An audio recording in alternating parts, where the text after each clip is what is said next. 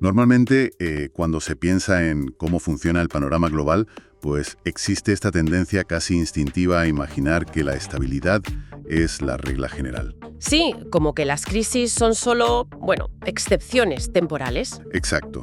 Es una visión súper reconfortante, como navegar por aguas tranquilas sabiendo que, de vez en cuando, pues va a haber que enfrentarse a una tormenta, ajustar las velas, pasar el mal trago y ya está, a esperar a que vuelva la calma.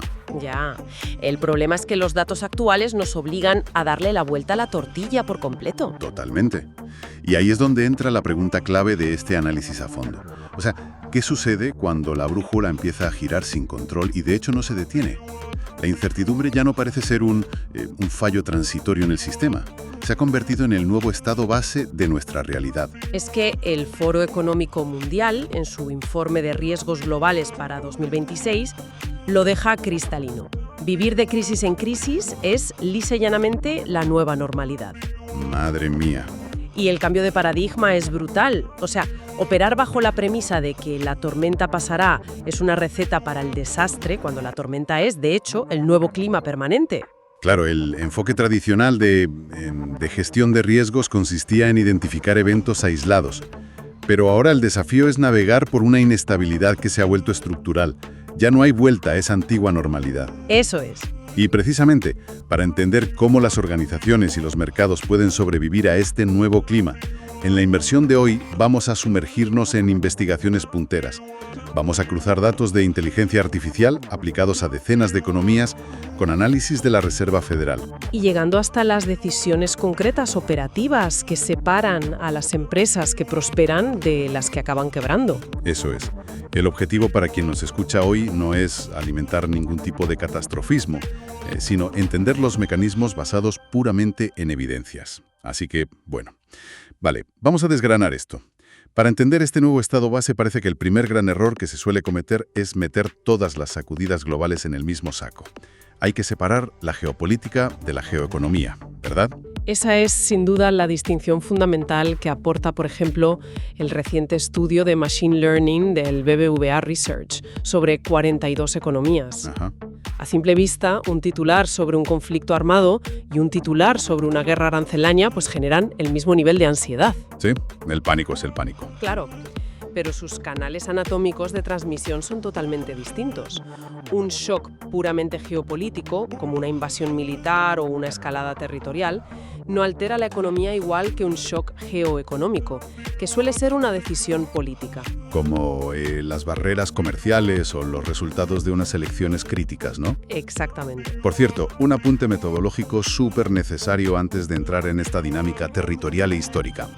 Al mencionar eventos concretos que alimentan estos modelos, ya sea la situación en Ucrania, las tensiones en Oriente Medio o las decisiones arancelarias y electorales en Estados Unidos, es fundamental aclarar a la audiencia que las fuentes financieras analizadas no entran en juicios ideológicos. Cero ideología, sí. Ni políticos ni morales. Simplemente miden de forma muy fría y empírica cómo reaccionan los flujos de capital. Y ese es el enfoque neutral e imparcial que mantenemos nosotros aquí.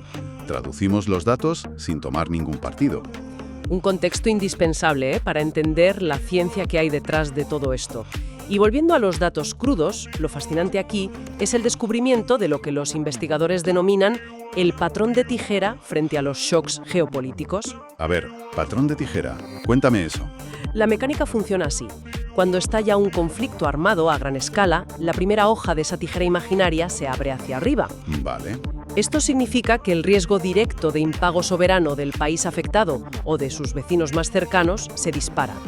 Los inversores perciben el peligro físico, la destrucción, y exigen rentabilidades altísimas, encareciendo su financiación de un día para otro. Hasta ahí, a ver, todo parece tener una lógica aplastante. Un país entra en conflicto y su deuda se vuelve tóxica. Pero mencionabas que es una tijera. ¿Qué hace la otra hoja? Pues la otra hoja se mueve hacia abajo. Y es ahí donde entra la complejidad del sistema financiero global. Simultáneamente al hundimiento del país afectado, las condiciones financieras a nivel mundial actúan como un amortiguador. Un momento. A ver, un amortiguador a nivel global no cuadra mucho con la idea de pánico generalizado. O sea, ¿cómo es posible que una guerra en un punto específico acabe mejorando las condiciones de financiación en otras partes del planeta? Parece contradictorio, ¿verdad? Totalmente. Pues la mecánica real detrás de eso radica en el concepto de huida hacia la calidad. El famoso flight to quality en inglés. Cuando surge un pánico geopolítico agudo, los grandes fondos de inversión no se quedan quietos. Retiran su dinero rápidamente de los activos de riesgo a nivel global y lo refugian en los activos considerados más seguros del mundo. Que suelen ser los bonos del tesoro de ciertos países estables, claro. Eso es. Y esta demanda masiva y repentina de bonos seguros hace que el precio de esos bonos suba, lo que matemáticamente comprime sus tipos de interés. Como esos tipos sirven de referencia global, paradójicamente se produce un alivio temporal en las condiciones financieras generales. ¡Qué barbaridad! O sea, el país en el epicentro se desangra económicamente, pero el sistema global experimenta una relajación por esa avalancha de capital asustado. Exacto, buscando refugio. Fíjate, entonces, un shock geopolítico es comparable a un terremoto físico, donde el nivel de destrucción depende directamente de a cuántos kilómetros se encuentre la estructura del epicentro. Me gusta esa analogía. En cambio, entiendo que un shock geoeconómico, como una guerra de aranceles, funcionaría más como un cambio brusco y repentino en el clima global.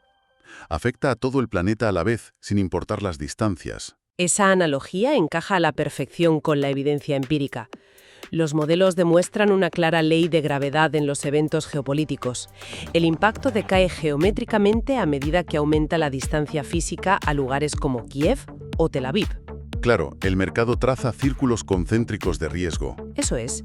Sin embargo, en un shock geoeconómico, como podría ser el anuncio de aranceles punitivos en el llamado Día de la Liberación de 2025, la distancia en kilómetros es totalmente irrelevante. Lógico, porque, imponer un bloqueo tecnológico o un arancel a un país a 12.000 kilómetros golpea el balance contable a la mañana siguiente, con la misma agresividad que si compartieran frontera. No hay escudo físico. Ninguno. Y operan propagando la incertidumbre sobre las reglas del juego. La amplificación del daño ya no depende de los kilómetros, sino de vulnerabilidades locales. Como la deuda externa. O la dependencia de ciertas materias primas. Además, en el terreno geoeconómico aparece un fenómeno muy particular, que los investigadores llaman la penalización del creador. ¿La penalización del creador? Suena una especie de karma económico fulminante. Jaja, pues funciona un poco como un retroceso balístico. El país que inicia el shock geoeconómico, digamos que anuncia una subida unilateral de aranceles para dañar a un competidor, sufre de forma casi inmediata un repunte en sus propias primas de riesgo local. O sea, se dispara en el pie. Prácticamente. El motivo es que la mera acción de alterar las reglas del comercio global inyecta una dosis brutal de incertidumbre política. Los inversores se vuelven súper cautelosos ante posibles represalias y eso encarece el endeudamiento interno del país agresor. Es fascinante entender que lanzar un arma geoeconómica garantiza un impacto en el propio hombro de quien dispara. Se asume un coste financiero interno muy tangible. Ahora bien, si consideramos que esta incertidumbre actúa como ese cambio climático global que decíamos, donde las fronteras no protegen, la pregunta natural es ¿cómo se están agrupando los actores internacionales? Si el comercio se divide, debe haber alguna forma de medir esa fractura, ¿no? Y la hay. Para mapear esta nueva realidad, analistas de la Reserva Federal de San Luis han recurrido a una métrica muy reveladora. Se llama distancio de punto ideal, o IPD por sus siglas en inglés. Vale. Y en lugar de mirar flujos de contenedores o barcos, analizan los patrones de votación en la Asamblea General de la ONU. ¡Ostras! Claro, analizan cómo votan los países en resoluciones diplomáticas, tomando como polos de referencia a las grandes superpotencias. Así trazan un mapa ideológico. Exactamente. Pero, a ver, ¿por qué un simple voto político en una sala de Nueva York tendría la capacidad de predecir o alterar cadenas de suministro de microchips o materias primas? Porque en el entorno actual, la diplomacia es un indicador adelantado de la política comercial a largo plazo.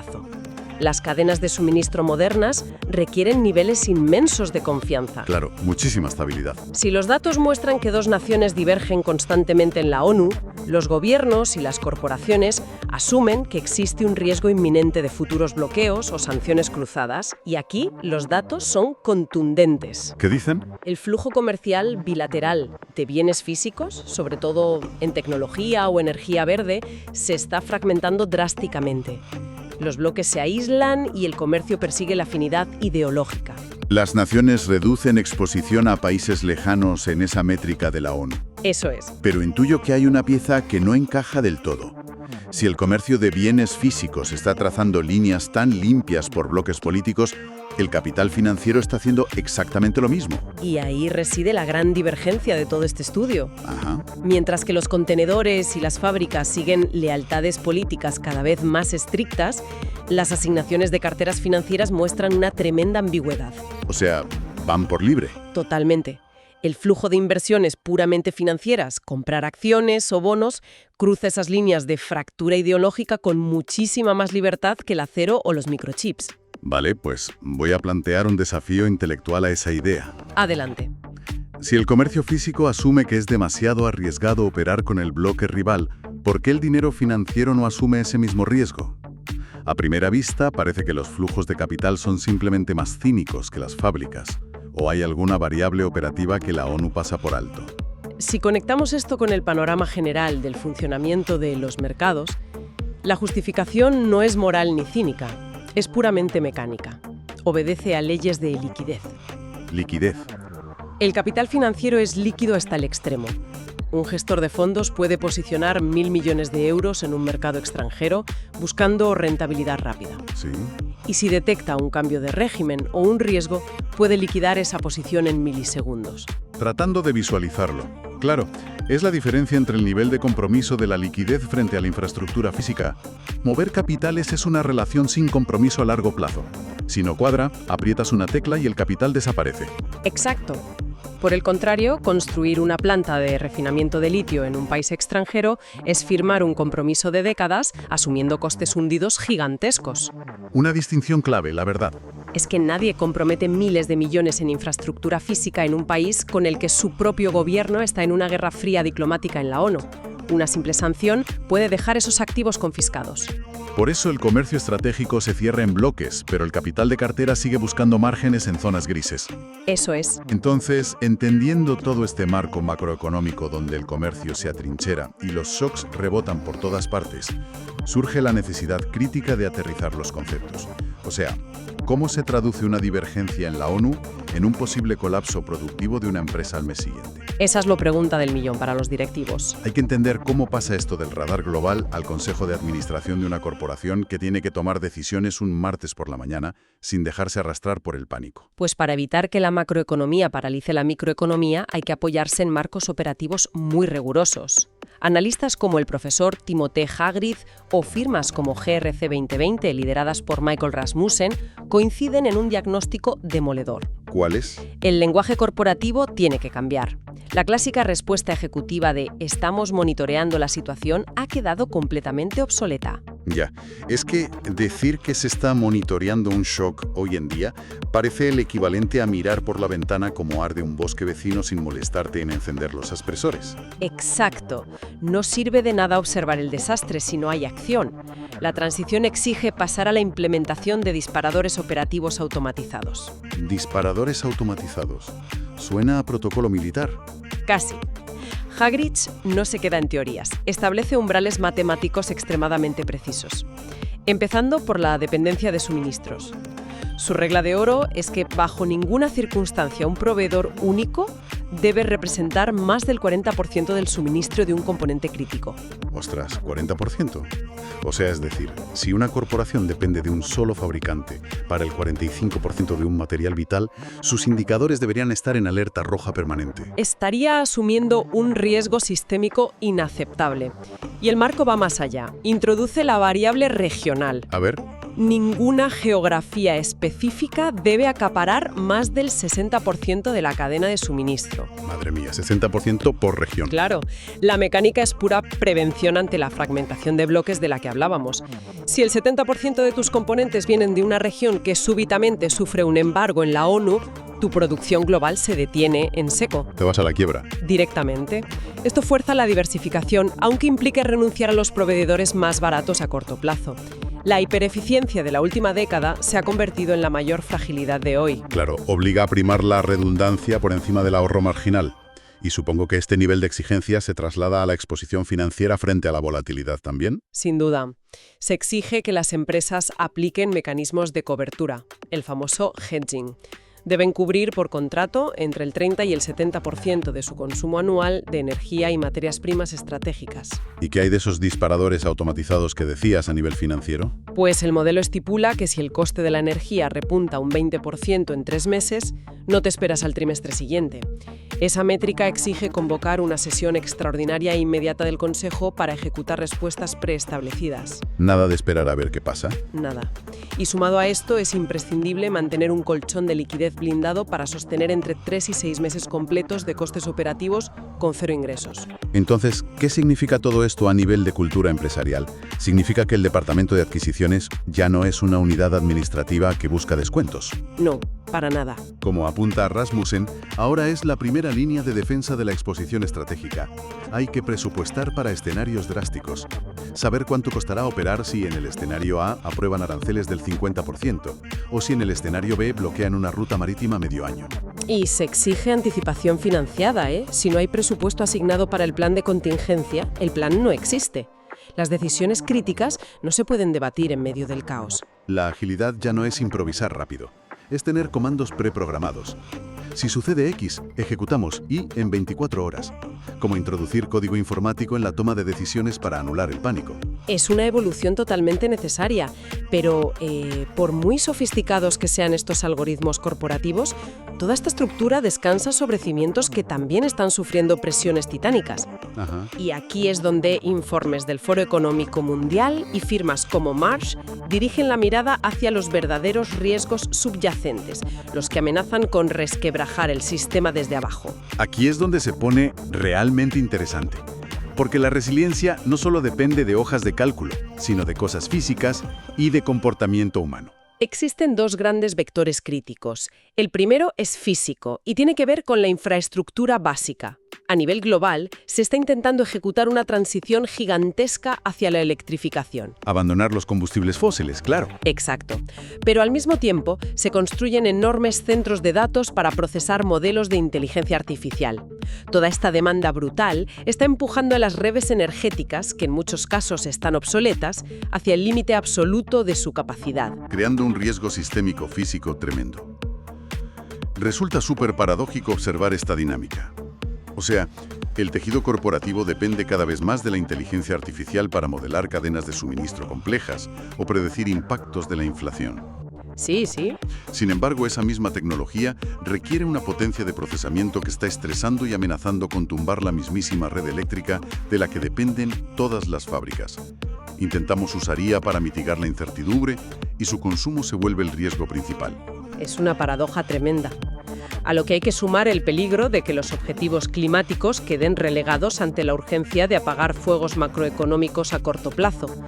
Pero el segundo vector crítico va más allá de la infraestructura física.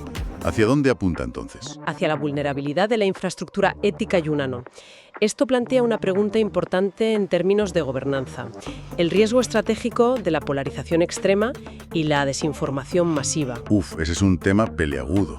Vivir en estado de incertidumbre constante, recibiendo golpes por subidas abruptas de energía, no solo fractura las cadenas de suministro físico, fractura el juicio humano. Ese es sin duda el mayor examen para el liderazgo directivo. Cuando los números no cuadran y la volatilidad amenaza el negocio mes tras mes, la presión se vuelve asfixiante. Totalmente asfixiante. Es muy fácil mantener la ética corporativa cuando el clima es favorable. La integridad genuina se demuestra bajo este nivel de presión. Es ahí donde surge la tentación de buscar atajos, ¿verdad? Exactamente. Racionalizar prácticas dudosas o comprometer la reputación futura para salvar el mes en curso, a veces empujados por pura desinformación. ¡Qué peligro! Y una vez que la cultura de la integridad cede bajo esa presión de supervivencia inmediata, el daño puede volverse irreversible, por muy bien que estuvieran sus planes en papel. Bueno, repasando todo el trayecto recorrido en este análisis, queda clarísimo que las dinámicas han mutado profundamente. Hemos desglosado mecanismos complejísimos, Desde el patrón de tijera y la huida hacia la calidad, hasta cómo los votos en la ONU pronostican la fragmentación de sectores críticos, aunque el capital financiero siga yendo por libre por un tema de liquidez. pasando, por supuesto, por blindar la gestión operativa con esos límites inquebrantables del 40%, la cobertura energética y la defensa frente a la erosión ética. Porque al final, la relevancia de desgranar todo esto para quien nos escucha es que el entorno ya no permite ser espectador pasivo. No, ya no. Dirijas un departamento o simplemente intentes entender las noticias con pensamiento crítico, la lección es idéntica. El objetivo ya no es predecir el futuro con exactitud milimétrica, porque es impredecible por diseño. La verdadera ventaja es consolidar esa agilidad preestablecida para girar el volante antes de que el impacto sea letal. Preparación estratégica frente a la futilidad de intentar predecir constantemente. Eso es. Y para cerrar esta inmersión, me gustaría dejar sobre la mesa una última reflexión provocadora basada en estos modelos. Hablábamos de esa ley de gravedad del riesgo donde alejarse físicamente de un conflicto reduce el impacto inicial. Sí, que la distancia daba un cierto escudo. Claro, pero ¿qué ocurrirá durante la próxima década? Cuando el principal arsenal geoeconómico evolucione hacia ciberataques a infraestructuras críticas y campañas de desinformación automatizadas por inteligencia artificial. Que van a la velocidad de la luz. Exacto, viajan en fracciones de milisegundo, tienen distancia cero. Si asumimos que la incertidumbre es el nuevo estado base, ¿logrará sobrevivir el concepto de estar lejos del peligro? O, en los modelos de riesgo de 2030, la geografía dejará de importar y cualquier rincón será el epicentro de la próxima disrupción. Pues, sinceramente, esa es precisamente la incógnita que va a obligar a reescribir todos los mapas de gestión de riesgos del futuro. Un terreno inexplorado que requerirá seguir cuestionando profundamente todo lo que dábamos por sentado. La brújula mundial sigue girando sin pausa, y aunque no señale un norte estático, descifrar los mecanismos detrás de su movimiento otorga una ventaja inestimable. Hasta el próximo análisis a fondo.